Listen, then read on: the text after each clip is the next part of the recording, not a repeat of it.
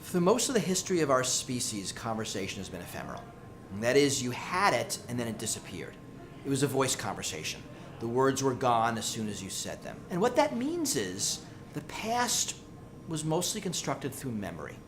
And you know what this is like. You have an argument with your partner about something, and then 3 months later you argue about what you said 3 months ago because nobody remembers, because that conversation was ephemeral.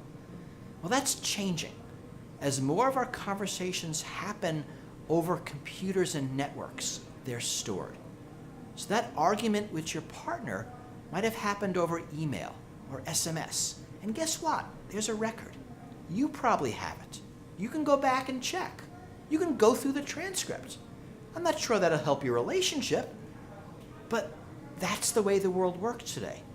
And those conversations are being saved by us, by the platforms like Facebook, by Gmail, by the phone companies for our text messages, and they're being used by different groups. And what that means is that anything you say, taken out of context, can be used to judge you 6 months, a year, 5 years, 10 years later. This is new for society. It's not something we're used to. It's not something we're equipped to understand, but it's happening. You know, right now, we generate data all the time. Right? My cell phone knows exactly where I am. Right? I couldn't deliver calls without that. Emails, chat messages, so many things about us generate data. And that's because they involve computers. And we've reached a sea change. 20 years ago, that data would be thrown away because saving it was expensive.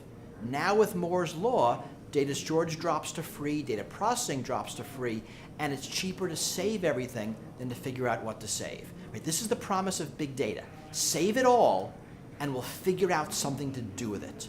So a lot of this data is being collected not for nefarious reasons, but just because it's there and collecting it is cheap. Well, now that you have it, what do you do with it? Right? And governments are using it for surveillance. We know this from the NSA documents. Most NSA surveillance piggybacks on existing corporate capabilities. Corporate surveillance is used for persuasion, right, for advertising. But it's really just being used for those things because it's there and it's easy to harvest. Our search engines are such a part of the way we interact with the world, with the way we think, gather information, figure stuff out. They are incredibly intimate.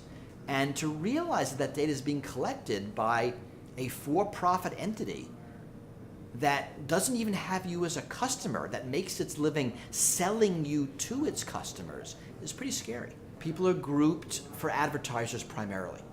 So companies like Google and Facebook and data brokers will divide people up into very narrow slices, trying to appeal to certain advertisers and sell access to those people at a higher rate. And this could be by income level, by geography, by interests, all of the above. The data is being organized for political reasons. Right? The government of China will use this to find dissidents, so they're going to look for political thought. Right? Our government will use it to find potential bad guys and for whatever definition we have. So it really is being used to slice people up in any way possible. Because as long as someone is willing to pay for that, whether it's a corporate entity or a government entity, someone's going to be willing to provide that.